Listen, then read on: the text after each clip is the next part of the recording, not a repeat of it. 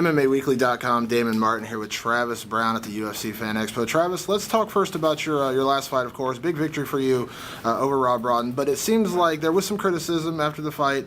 How did you feel your performance was? It wasn't up to par, but I'll take a win definitely in the UFC.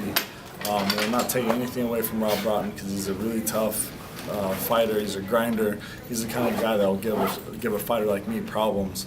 And I'm excited that I won. But I think I could have been more impressive in my victory for sure.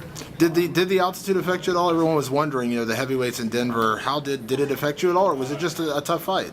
I think it was a little bit of both. I mean, anytime you fight at high altitude, you're going to have issues. I don't care if you train there for 5 years or anything like that. Your body just doesn't react the same at high altitude that it does, at sea level or anything like that. So. But at the same time, it's not an excuse. That's something that I prepared for. I moved to Albuquerque to train there at high altitude to get used to it.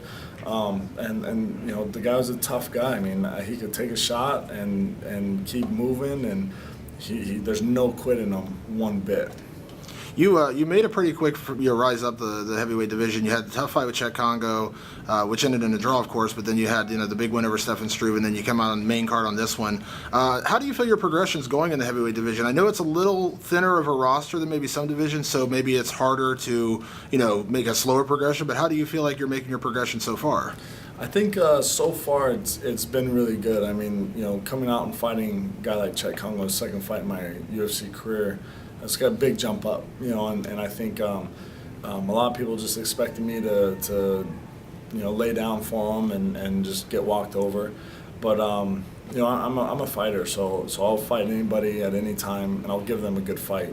There's no way you're just gonna walk through me and just take home the extra check. So.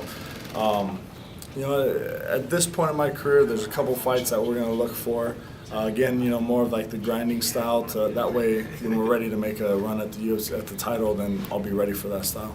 I look at you and I look at a guy like Matt Mitrione, making that same, he said from day one he didn't want to, he wasn't ready to fight guys like Frank Mir on his second fight. He wanted to make kind of a slow rise, and now he's getting ready for a fight with Chet Congo. Do you look at that as maybe a similar path for yourself? I mean, you came off of, Stefan Struve is a very tough opponent, Chet Congo, of course. Is that kind of where you feel like you're at, where you want to, take it slow and easy, don't rush into anything? Yeah, I mean, I think anybody in the heavyweight division is going to be a tough fight. I mean, like a guy like Mitrione, he'd say, okay, so there's like a series of events. He lost to, say, McSweeney on the show, but I feel like he's a way better fighter than McSweeney now, than McSweeney ever was. So, and I beat McSweeney, so then where's he? So he's going to fight me. I'm more worried about Mitrione than I would have been with McSweeney. So I think a guy like Mitrione, a guy like me, we progress so quickly in the sport because we're true athletes. We come in here, we put in our work, we have physical gifts that say other people don't, but we're using them to our full potential. So I think that. It's just something that it's something that is the natural progression, and the quicker we go, it's fine. We'll get up there quicker. But I feel like anybody in the heavyweight division is a tough fight. A newcomer, mainstay, like a guy that's been in the sport for 10 years. But anybody in the heavyweight division is a tough fight. Absolutely. Now, to that point, with the progression you're making and also the run you're on right now.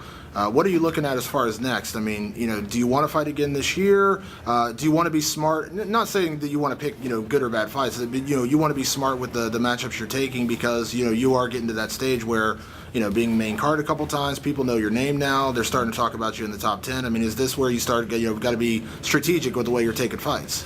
Yeah, I think when you're in the big show, you have to be ready to fight anybody. And anybody means, I could possibly be fighting not saying that I could, but realistically I have to be ready to fight somebody, say like a Junior Dos Santos, Brock Lesnar, Shane Carwin, Frank Mir, any of those guys, just because the heavyweight division is so shallow.